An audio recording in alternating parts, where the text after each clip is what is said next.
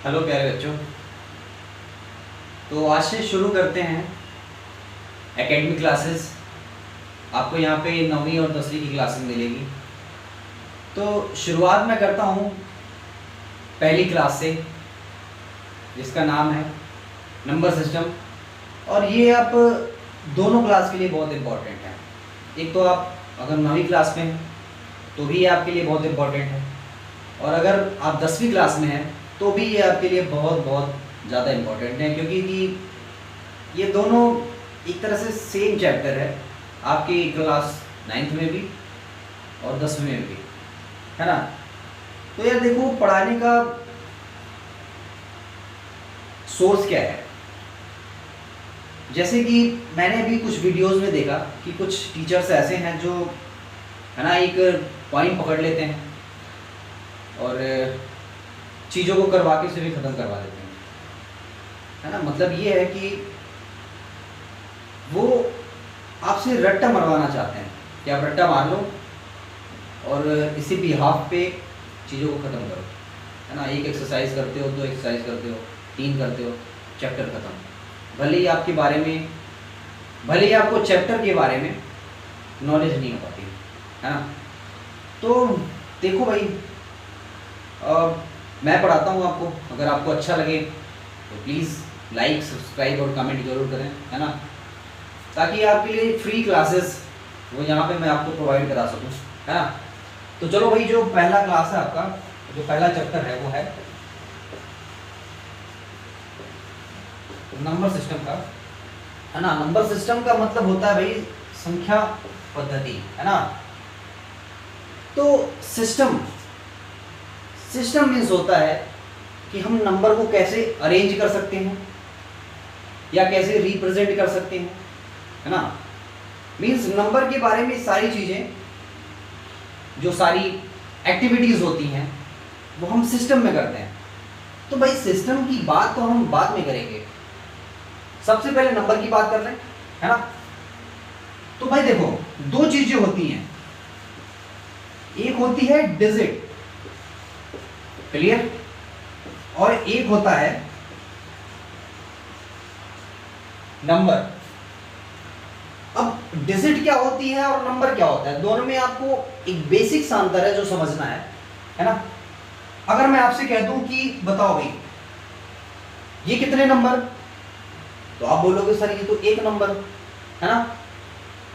और ये 1 नंबर के साथ साथ 1 डिजिट का नंबर है ना, इसमें डिजिट भी 1 है।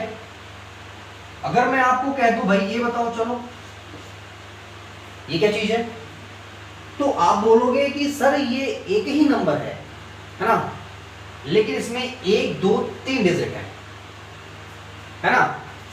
चलो भाई, अगर मैं ऐसे बोल दूं आपको तो ये कितने नंबर है, तो आप बोलोगे सर ये भी एक ही नंबर है, लेकिन इसमें 4 डिजिट है, मीन्स ये 4 डिजिट का नंबर है ना। और एक भाई और बात समझ लो कि डिजिट होते कितने हैं, इसकी भी तो जानकारी होनी चाहिए कि डिजिट होते कितने हैं, है ना। तो एक बात समझ लो कि डिजिट 0 से शुरू होता है और 9 तक जाता है, यही होता है ना भाई। 1 से शुरू होगा और 9 तक जाएगा, बीच में क्या पड़ता है, 2 3 4 5 6 7 और 8, है ना। कुल मिला के आपके 10 डिजिट, है ना। यानी कि 0 से लेके 9 तक आपको कुल मिला के 10 डिजिट मिलेगी, है ना। भाई देखो, अगर, है ना, टंग से कुछ फंबल वगैरह हो जाए तो संभाल लेना, है ना। बाकी चीज़ों को मैं हाथ से तो वही लिखूंगा, है ना, एज इट इज लिखूंगा। तो ये हो गया आपका डिजिट, है ना। डिजिट आपके 10 होते हैं, एक चीज़ तो आप समझ गए। और दूसरी चीज़, आप नंबर को भी बड़े अच्छे से समझ गए कि नंबर क्या चीज़ है और डिजिट क्या चीज़ है ना। लेकिन अगर मैं आपको इस तरह से लिख दूं, है ना, ये बीच में आपका पॉइंट आ गया है, पॉइंट मीन्स दशमलव, है ना, डेसिमल। तो अब मैं पूछ लूं एक बार कि बताओ भाई ये कितने नंबर हैं, तो आप बोलोगे सर ये एक ही नंबर है, बट एक चीज मैं आपको बता दूं कि इसमें डिजिट जो है वो सिर्फ 2 ही है, क्योंकि दशमलव के इधर का हम डिजिट में नहीं लेते हैं। जो दशमलव के इस तरफ होता है, मीन्स जो बाएं तरफ होता है, उसको हम डिजिट में लेते हैं, है ना, और जो दशमलव के दाएं तरफ होता है उसको हम डिजिट में नहीं लेते हैं। ठीक है, इसको एक एग्जांपल से और समझो, है ना। दशमलव 3 4, ये यहाँ पे दशमलव हो गया, यहाँ पे 0 हो गया, है ना, और यहाँ पे 0 0 0 0, कितना भी बड़ा ले जाओ कोई फर्क पड़ेगा क्या? तो जवाब होगा नहीं फर्क पड़ेगा यार, है ना। तो जब इधर आप कितना भी 0 बढ़ा सकते हो, और 0 क्या होता है, वो डिजिट में काउंट होता है, लेकिन कब काउंट होता है? जब वो किसी 1 से लेके 9 तक के डिजिट के बीच में आता है ना, या उसके साथ आता है, तो 0 डिजिट के रूप में काउंट होता है, अदरवाइज नहीं काउंट होता है। ठीक है, बात समझ में आ रही है? तो कुल मिला के ये है कि अगर नंबर जो है अगर डेसिमल में आया है, तो डेसिमल के इस तरफ का डिजिट में काउंट करते हैं और इस तरफ का डिजिट में काउंट नहीं करते हैं। ठीक है, तो मुझे लगता है कि डिजिट और नंबर के बारे में पूरी आपको जानकारी हो गई है ना। तो भाई चलो, तो देखो, है ना, नंबर से रिलेटेड जो भी सवाल आते हैं, है ना, जो भी क्वेश्चंस होते हैं, जैसे कि मैं आपको बता दूं कि आपसे पूछ ले कि भाई 2 बड़ा की 3, है ना, मास्टर आपसे पूछता था पहले जब छोटी क्लास में हुआ करते थे, भाई 2 बड़ा की 3 माइनस 2 बड़ा की 3, है ना,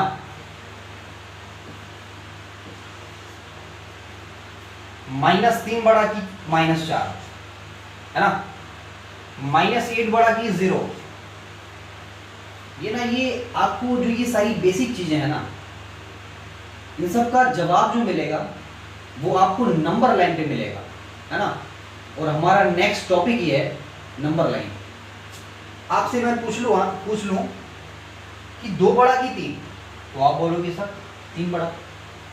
मैं पूछ लूं कि -3 बड़ा की -4, तो आप बोलोगे सर -4 बड़ा। मैं पूछ लूं कि -2 बड़ा की 3, तो आप बोलोगे 3 बड़ा। मैं पूछ लूं कि -8 बड़ा की 0 बड़ा, तो आप बोलोगे 0 बड़ा। तो ये सारी चीजें होती क्यों हैं, है ना, ये सारी चीजें क्यों होती हैं, इसका जवाब आपको मिलेगा नंबर लाइन पे, है ना। तो भाई चलो, जो नेक्स्ट टॉपिक है वो है नंबर लाइन का, है ना। और जो भी क्वेश्चंस होते हैं जो नंबर से रिलेटेड बनते हैं, वो नंबर लाइन के ही थ्रू सॉल्व होते हैं। तो बात कैसे, तो चलो मैं बताता हूं कैसे, है ना। बात करेंगे हम नंबर लाइन की, है ना। तो भाई एक बात समझ लो कि सबसे पहले हम एक नंबर लाइन खींचते हैं, और ये यहाँ पे कोई इसका एंड नहीं होता, है ना, यहाँ पे एरो लगा होता है, इस बात को समझ जाना। अब एरो का मतलब क्या होता है भाई? एरो का मतलब होता है कि ये नंबर लाइन जो है ना, ये इन्फिनिटी की तरफ जाती है ना, इनफाइनाइट की तरफ जाती है। मीन्स जो इधर जाते हैं वो प्लस इनफाइनाइट की तरफ जाते हैं, और अगर हम इधर जाते हैं तो माइनस इनफाइनाइट की तरफ जाते हैं, है ना। यहाँ पे मैंने कोई पॉइंट ले लिया बीच में 0। अगर हम 0 से उधर गए तो पॉजिटिव, और 0 से इधर गए तो नेगेटिव, है ना।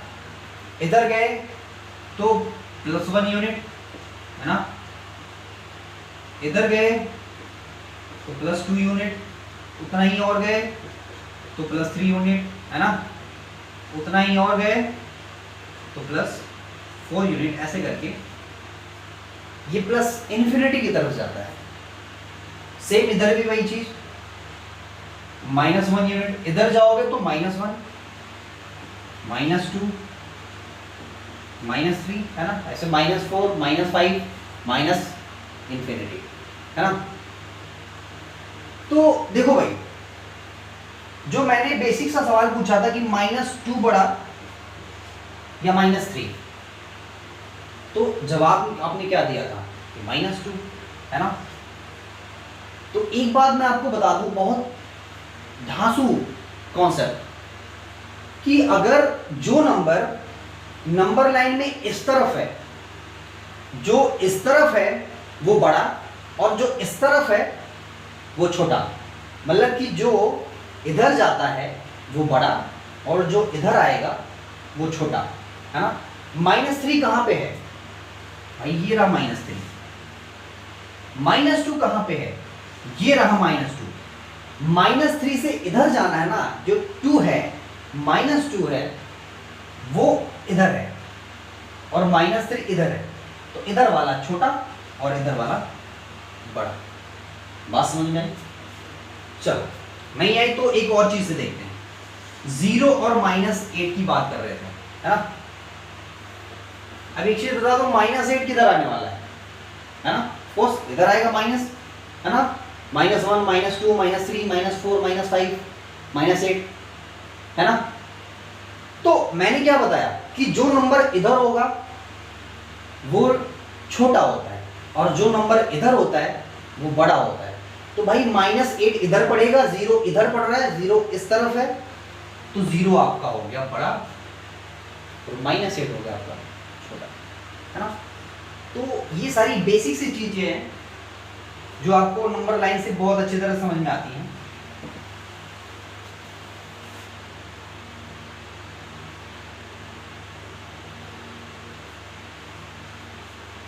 है ना। चलो भाई, अब बात आती है कुछ नंबर्स की। जैसे जब एक बात देख लो भाई, जब मानव इस धरती पे आया, है ना, तो उसने चीजों को ऑब्जर्व करना शुरू किया, उसने चीजों को समझना शुरू किया, है ना। उसने जब सबसे पहले चीजों को सीखा होगा, है ना, तो ऐसे ही तो कहा होगा भाई, ये एक पहाड़, ये 2 पहाड़, ये 3 पहाड़, ये 1 पेड़, 2 पेड़, 3 पेड़। कभी सुना है क्या कि -1 पेड़, -2 पेड़, -3 पेड़? ऐसे सीखा होगा क्या? या -1 पहाड़, -2 पहाड़, आधा पहाड़, पूरा पहाड़, ये सीखा होगा? नहीं। उसने सबसे पहले शुरू किया होगा तो 1 पहाड़, 2 पहाड़, 3 पहाड़, है ना। मतलब कि एक चीज मैं जो समझाना चाहता हूं वो ये है कि जो चीजें हमें प्रकृति से मिली हैं वो पूरी पूरी मिली हैं, आधी अधूरी नहीं मिली हैं, और ना ही नकारात्मक मिली हैं, क्योंकि हमको सारी चीजें जो प्रकृति से मिलती हैं वो पॉजिटिव होती है और नेगेटिव तो हम बना देते हैं यार, है ना। वो जो पॉजिटिव चीज है ऑक्सीजन, वो बनाया भगवान ने, है ना। और कार्बन मोनोऑक्साइड, कार्बन डाइऑक्साइड वो बनाते हैं नेगेटिव चीजें हम, है ना। मीन्स वही चीज है, मतलब पॉजिटिव नंबर भी प्रकृति नहीं बनाया कि भाई 1, 2, 3 ऐसे करके गिनना, हमको प्रकृति नहीं सिखाया। और -1, -2, -3, -4 ये सारी चीजें हमने बना दिया, ठीक है। तो देखो भाई, और एक बात और समझ लो कि क्या 0 भी था क्या? जब एक तरह से जब ये प्रकृति शुरू हुई तो 0 भी था क्या? तो जवाब होगा नहीं। ऐसे कोई कभी ये भी सुना है क्या कि 0 पेड़ या 0 पहाड़ या 0 खरगोश? सुना है क्या? तो नहीं सुना है ना।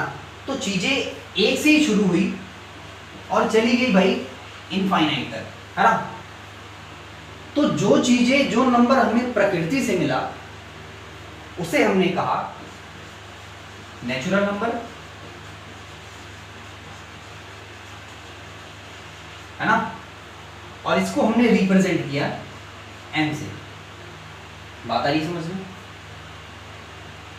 और देखो भाई, पहले तो जब, फिर वही बात, जब प्रकृति का आगमन जब हुआ था, है ना, जब मानव का सोचना समझना शुरू हुआ था, तो ऐसे ये नंबर नहीं थे।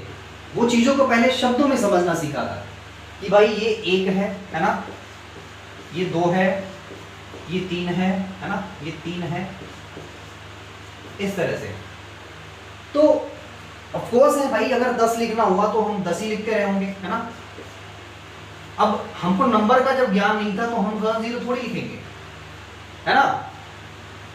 तो एक बात आपकी समझ में आनी चाहिए, या आपके दिमाग में एक क्वेश्चन आना चाहिए कि सर अगर प्राकृतिक संख्याएं पहले आई तो बीच में 10 भी तो था, और 10 में 1 और 0 है ना। तो जब 0 था ही नहीं तो 10 कैसे बन गया, है ना। तो जवाब है भाई कि सबसे पहले ये सिंबल नहीं आए थे। ये सिंबल है, जैसे मेरा नाम मनीष वर्मा है ना। तो इसमें कोई लॉजिक थोड़ी है कि भाई इसका ये एक साइन है, इसका ये एक प्रतीक है कि भाई ये छोटा सा ऐसे करके एम करके मैंने लिख दिया और ये मेरा साइन है, ऐसा तो कुछ है नहीं, है ना। तो जब पहले जब चीजें आई थी तो इसी तरह चीजें आई थी। वो तो बाद में कुछ गणितज्ञ लोग बैठ गए और ये सिंबल निकाल दिया इसका, है ना। और जब सिंबल निकाल दिया तो हमारे आर्यभट्ट साहब आ गए, है ना, 0 लेके, तो बन गया। तो हमें मान लो 10 लिखना होता था तो हम 1 जो है उन गणितज्ञों का यूज कर लेते थे और 0 हमारे आर्यभट्ट साहब, 2 हम गणितज्ञों का और 0 हमारे आर्यभट्ट साहब, है ना। तो ये चीजें होती है भाई, आई बात समझ में। मतलब कि जब एक तरह से जब सिंबल लिखना शुरू हुआ, ठीक है, जब सिंबल लिखना शुरू हुआ तो हमारे 0 की भी खोज हो चुकी थी, है ना। और 0 को जब मिला दिया गया इस नेचुरल नंबर में तो ये नंबर भाई क्या हो गया, ये नंबर कंप्लीट हो गया, ये नंबर हो गया होल, ठीक है। जब 0 को मिला दिया गया तो नंबर हो गया होल, और इसको हमने रिप्रेजेंट किया W से। बात आ रही है समझ में? हाँ भाई।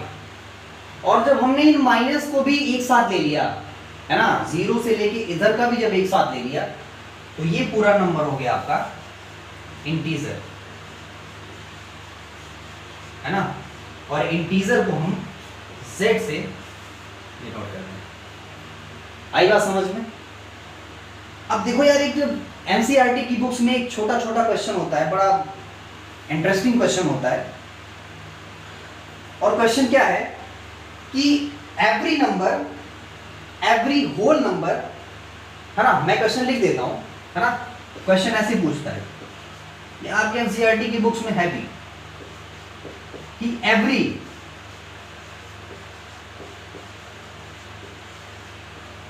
Whole number is natural number, है ना। ये ट्रू फॉल्स में पूछता है। तो जब आपको नेचुरल नंबर और होल नंबर और इंटीजर की जानकारी है तो ही आप ये क्वेश्चन बता सकते हो। और मुझे तो नहीं लगता कि मेरे इतने समझाने के बाद आपके मन में कोई भी डाउट रह गया होगा कि हमको ये चीज़ें नहीं समझ में आ रही हैं, हमको ये चीज़ें नहीं पता है ना। इतना समझाया मैंने कि भाई जो चीज़ें प्रकृति से मिली, है ना, प्रकृति से हमको नेगेटिव या फिर 0 कोई चीज़ नहीं मिलती, आधी अधूरी नहीं मिलती, वो पूरी पूरी चीज़ मिलती है। तो हमको 1 2 3 4 5 ही मिला होगा, तो ये हो गया नेचुरल। 0 को ऐड कर लिया तो होल, और माइनस जो हमने बनाया वो भी ऐड कर लिया तो हो गया इंटीजर, है ना। तो एक बार समझ लो यार, कि कह रहा है कि every whole number is natural number. क्या सारे होल नंबर नेचुरल नंबर होते हैं क्या? तो देखो भाई, 0 एक होल नंबर है, पर क्या 0 नेचुरल नंबर है क्या? है ना। देखो ये भाई, ये छोटा टुकड़ा और ये बड़ा टुकड़ा, कभी क्या छोटा टुकड़ा बड़े टुकड़े के बराबर होगा क्या? तो जवाब होता है नहीं होता है ना। तो जब नहीं होता है तो ये कैसे सही हो गया? जब ये बड़ा टुकड़ा इस छोटे टुकड़े के बराबर नहीं है ना, तो ये 0 इसमें ऐड कहाँ हो सकता है? तो जवाब होगा कि भाई ये क्या है आपका, फॉल्स है। आई बात समझ में? आई बात समझ में? आपके पास ये 0 है जो कि होल नंबर है और ये नेचुरल नंबर नहीं है, ठीक है। और जो शुद्ध देसी भाषा में समझना चाहते हैं वो ये समझ लें ये जो छोटा सा पार्ट है ये कभी बड़े पार्ट के बराबर नहीं हो सकता है। ठीक है, आई बात समझ में? चलो एक अगला जो क्वेश्चन है वो है कि एवरी, चलो मैं कहाँ लिखूं, इसको मिटा देता हूँ। ठीक है, चलो every natural number is whole number. ठीक है ना, अब कह रहा है कि every natural number is whole number. अब एक बात समझ लो यार कि देखो इस बड़े टुकड़े में वो छोटा टुकड़ा है ना, इस पूरे बड़े टुकड़े में वो छोटा टुकड़ा है ना भाई। तो अगर कभी हम बड़े टुकड़े में से अगर छोटे टुकड़े को निकालना होगा, है ना, तो काट के निकालेंगे और कुछ ना कुछ तो बच ही जाएगा, है ना। तो जो बच गया वो उस छोटे टुकड़े में नहीं आया। ठीक है ना, आई बात समझ में, है ना। तो आप देखो एक बार कि क्या every natural number is whole number. भाई देखो एवरी नेचुरल नंबर क्या होल नंबर? बिल्कुल, है ना, क्योंकि पूरे होल नंबर में ये नेचुरल नंबर है, पूरे बड़े टुकड़े में वो छोटा टुकड़ा है। आई बात समझ में? तो ये हो जाएगा आपका ट्रू। क्लियर है? देखो और एक लास्ट क्वेश्चन जो आता है, जो लास्ट क्वेश्चन होता है कि every integer is whole number. Every integer is a whole number. तो क्या एवरी इंटीजर होल नंबर है? क्या ये सबसे बड़ा टुकड़ा है ना, ये सबसे बड़ा टुकड़ा क्या इस टुकड़े के बराबर है? तो जवाब होता है कि नहीं है। तो जब वो सही नहीं है तो ये कहां से सही होगा, है ना। अब ये तो हो गया देसी भाषा। अब एक इंटेलेक्चुअल भाषा में समझ लो कि भाई देखो ये इधर भी सब इंटीजर है, इधर भी सब इंटीजर है, पूरा लेके इंटीजर होता है। बात आ रही समझ में? तो इधर इंटीजर होता है ना, और ये इधर इतना होल नंबर होता है, मतलब 0 से इधर तक, माइनस में इधर होल नंबर नहीं होता। ठीक है, तो इधर भी तो इंटीजर हुआ, है ना, इधर इंटीजर हुआ, बट इधर कहाँ होल नंबर है? होल नंबर तो यहीं से लेके इधर बढ़ जा रहा है ना। तो इंटीजर जो है ये सारा का सारा इंटीजर है, बट होल नंबर सिर्फ इधर ही है, इधर होल नंबर नहीं है। तो ये क्या हो गया आपका 5 हो गया। ठीक है, बात आई समझ में? चलो कोई बात नहीं, अगर नहीं आई तो भी कोई बात नहीं है ना। आगे हम एक 2-4 क्वेश्चन करते हैं, है ना, और आपसे मैं पूछता हूँ, है ना, आपसे मैं पूछता हूँ और आप मुझे बताइए। चलो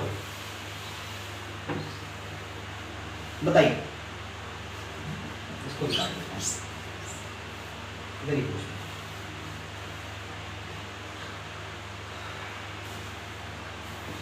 चलो अभी अगर मैं कह दूं कि -5 ये क्या है?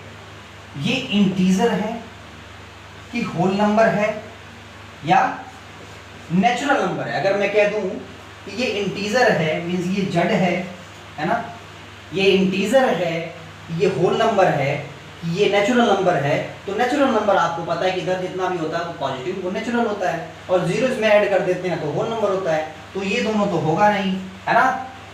और ये माइनस इंटीजर तो सारा होता है, तो ये इंटीजर हो गया। आगे बात समझ में?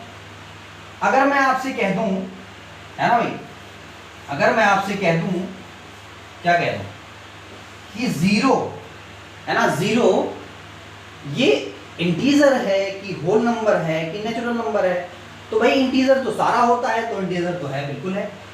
और होल नंबर चूंकि 0 के ही ऐड होने से होल नंबर बनता है, तो बिल्कुल है। और 0 छोड़ के सारा नेचुरल, तो 0 नेचुरल नंबर नहीं है ना। और अगर मैं कुछ और चीजें पूछ लूँ आपसे, है ना, कुछ और चीजें पूछ लूँ, अगर मैं 2 पूछ लूँ आपसे कि ये क्या है, तो ये इंटीजर भी है, ये नेचुरल नंबर भी है, और ये आपका होल नंबर भी है। तीनों आपके सही हो जाएंगे। है ना, है ना भाई। तो देखो भाई, ये चीजें तो हो गई इस तरह की। अब दो चार चीजें ऐसी आती हैं कि नंबर लाइन पे किसी नंबर को रिप्रेजेंट करना, है ना, नंबर लाइन पे किसी नंबर को रिप्रेजेंट करना, और वो नंबर कुछ भी हो सकता है। वो नंबर नेचुरल नंबर भी हो सकता है, वो नंबर होल नंबर भी हो सकता है, वो नंबर दशमलव में भी आ सकता है ना, डेसिमल में भी आ सकता है, वो नंबर रेशनल भी हो सकता है, वो नंबर इरेशनल भी हो सकता है ना। रेशनल इरेशनल की बात तो हम बाद में करेंगे, है ना। सबसे पहले हम बात करेंगे दशमलव वाले नंबर को, है ना, यानी कि फ्रैक्शन वाले नंबर को इस नंबर लाइन पे कैसे रिप्रेजेंट करेंगे, है ना भाई। सबसे जो बेसिक चीज तो अगर मैं आपसे कह दूं कि इस जो 0.5 है ना, इसको नंबर लाइन पे कैसे रिप्रेजेंट कर पाओगे, है ना। जो सबसे बेसिक सी चीज है वो है कि इस 0.5 को आप नंबर लाइन पे कैसे रिप्रेजेंट कर पाओगे। तो यार एक बात आपको पता है कि नहीं, एक बात मुझे बता दो। इस अगर 0.4 दिया है तो इसको आप 4.10 लिख सकते हो, है ना। अगर यहाँ आपका 4.2 दिया है, सॉरी 0.24 दिया है, तो इसको आप 42/100 लिख सकते हो, है ना। इधर आपका अगर 421 इधर ऐसे करके दिया हुआ, तो इसको आप 421, है ना, 1000 लिख सकते हो। लिख सकते हो नहीं लिख सकते हो, मतलब कि यहाँ जितने अंक पे दशमलव होता है उतना यहाँ 10 आ जाता है, उतना यहाँ 0 बढ़ जाता है। यहाँ पे 2 अंक पे दशमलव था तो 2 0 पड़ गया, यहाँ पे 3 था तो 3 0, ऐसे 4 होगा तो 4 0 बढ़ेगा, 5 होगा तो नीचे 5 0 बढ़ेगा, है ना। ये बात समझ में आ रही है ना। तो देखो भाई, तो ऐसे ही हम 5 को इस तरह से लिख सकते हैं, नहीं लिख सकते हैं, बिल्कुल लिख सकते हैं। 5 को बिल्कुल हम इस तरह से लिख सकते हैं, ठीक है ना। आई बात समझ में, ठीक है। अब इसको हम इस नंबर लाइन पे कैसे रिप्रेजेंट करेंगे, तो हम ये वाला टुकड़ा उठाएंगे, क्योंकि ये चीज आप इसको भाग करोगे तो 0.5 में आ रहा है, 1 भी नहीं जा रहा है ना। 1 अगर जाता तो ये टुकड़ा उठाते, लेकिन 1 भी नहीं जा रहा है, तो हम ये टुकड़ा उठाएंगे, 0 से लेके 1 वाला टुकड़ा उठा लेंगे, है ना। और इसके कुल 10 बराबर भाग करेंगे, कुल 10 बराबर भाग करेंगे, यानी कि ये हो गया 1, ये हो गया 2, ये हो गया 3, ये हो गया 4, 5, 6, 7, 8, 9 और 10, है ना। देख लो 1 2 3 4 5 6 7 8 9 10। अब इस 10 भाग में जो 5वां टुकड़ा होगा, है ना, 1 2 3 4, ये रहा 5वां। जो ये 5वां टुकड़ा है यही आपका है 5/10, यानी कि इस 10वें भाग में हमको 5वां टुकड़ा उठाना था, है ना। तो ऐसे करके हम इसके 10 भाग कर लेंगे, 1 2 3 4 5 6 7 8 9, है ना। और 10 हो गया, तो 1 2 3 4 5, ये रहा आपका 5/10, है ना। बात आ रही है समझ में। हाँ, ऐसे ही अगर हमको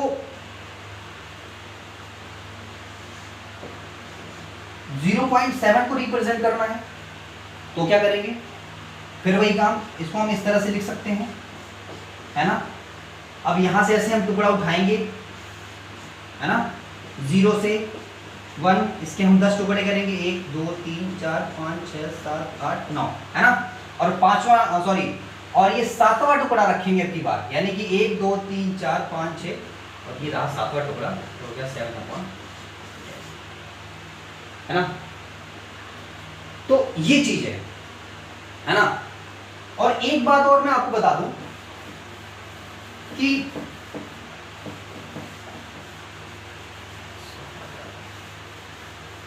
अगर कोई फ्रैक्शन हो, है ना, अभी तो ये डेसिमल था, डेसिमल को हम फ्रैक्शन में चेंज करके हम कर रहे थे, है ना। अगर कोई आपको फ्रैक्शन ही दे दे, फ्रैक्शन का मीन्स क्या, ये 0 फ्रैक्शन मीन्स क्या, अगर मैं आपको दे दूं कि 22/7, इसको आप नंबर लाइन पे रिप्रेजेंट करो, है ना। तो इसको आप कैसे कर पाओगे भाई? ये तो पहले क्या होता था कि इधर वाला छोटा होता था, इधर वाला बड़ा होता था, तो हम कर लेते थे बड़ी आसानी से। ये छोटा रहा, ये बड़ा रहा, तो हमें सबसे पहले करना क्या होगा? सबसे पहले हमें भाग करना होगा, है ना। जब भाग करोगे तो 7 3 जा 21, है ना, 7 3 जा 21, और प्लस 1 बचा बटा 7 बचा, यही तो बचा, है ना। इसको सॉल्व कर लोगे तो यही आने वाला है। अभी बात समझ में, इसको मिक्स में हमने कर लिया। और अगर जिसको नहीं आ रहा है वो इस तरह से भी कर सकता है।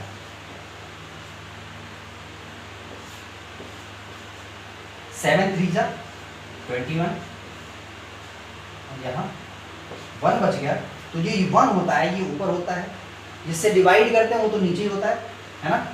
अरे यार ये, है ना, ये होता है, ठीक है।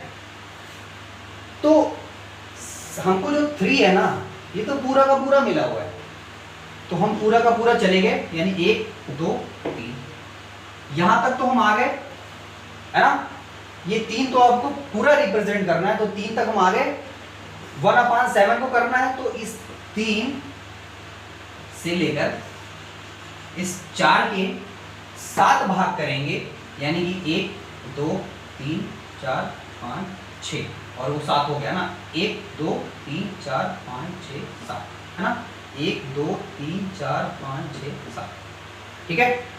और ये आप पहला भाग ले लोगे इसमें से, तो ये हो जाएगा 1/7, ठीक है। इसी तरह से इस पे रिप्रेजेंट करना है, तो इसके 7 भाग, 1 2 3 4 5 6, और वो हो गया 7, ठीक है। थोड़ा छोटा छोटा है, बस समझ जाना, आपको समझने से मतलब है ना। चलो, तो 3 तक तो आ गए थे, 1/7 और लेना है, 7 भाग हमने कर लिए हैं, और 7 में जो पहला टुकड़ा है ना भाई, ये है आपका 1/7, मीन्स जो पूरा है वो 3 + 1/7 है, और 3 + 1/7 को 22/7, है ना। तो 22/7 को हम इस तरह से रिप्रेजेंट कर सकते हैं। अब देखो भाई, 22/7 वैल्यू होती है पाई की, बट एक बात बताऊं यार, ये पाई की एग्जैक्ट वैल्यू नहीं होती है। असल में जो पाई होता है ना, जो पाई होता है ये सर्किल है ना, और इसको कहते हैं सरकमफेरेंस, है ना, इसको कहते हैं सरकमफेरेंस, ठीक है, और इसको कहते हैं डायमीटर, है ना, डायमीटर, है ना। तो जो पाई होता है ना, जो पाई होता है, बड़े ध्यान से सुनना, है ना, ये सारी चीजें हर जगह नहीं बताई जाती। जो पाई होता है ना, वो आपका सरकमफेरेंस और डायामीटर का अनुपात होता है, रेशियो होता है। जो पाई होता है ना, वो सरकमफेरेंस और डायामीटर का रेशियो होता है। मतलब कि ये जो 22 है ना, ये आपका सरकमफेरेंस अगर हुआ, अगर 22 आपका सरकमफेरेंस हुआ, तो ऑटोमेटिकली ये 7 आपका डायामीटर हो जाएगा, ठीक है ना। देखो भाई, ये सारी चीजें कोई बताता नहीं है जल्दी, है ना। तो मेरे कहने का मतलब है बच्चों कि आप अगर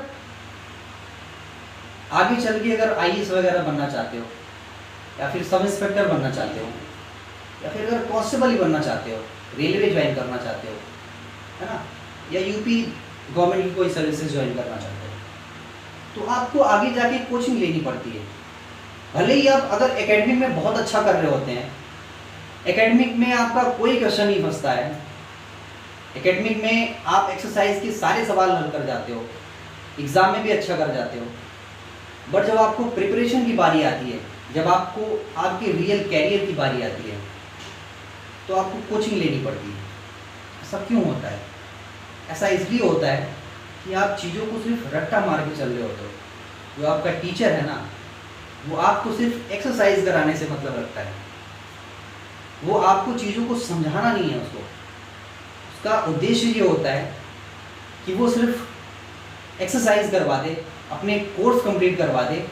भले ही बच्चे को नॉलेज सिर्फ एक्सरसाइज के बारे में हो, उसको क्वेश्चन के बारे में हो, भले इसको डिटेलिंग उसकी आती है। मेरा ये लक्ष्य है, कि मैं आपको एक कंप्लीट नॉलेज दूँ, एक कंप्लीट पैकेज के रूप में, ठीक है। तो आगे हम पढ़ेंगे, आगे हम √2 को, √2.1 को, √3 को, √3.1 या फिर 3.2 को इस नंबर लाइन पे कैसे कैसे रिप्रेजेंट करेंगे, इसके बारे में हम पढ़ेंगे। तो आज के लिए बस इतना ही, और लाइक करिए, सब्सक्राइब करिए, कमेंट करिए, है ना, और थोड़ा सा जो सुझाव होगा वो बताते रहिए। बाकी हम क्लासेस को बहुत अच्छी तरह से प्रिपेयर करेंगे, आपके ज्ञान को दोगुना बढ़ाएंगे, विश्वास रखिए। बहुत बहुत धन्यवाद, खुश रहिए, स्वस्थ रहिए, धन्यवाद।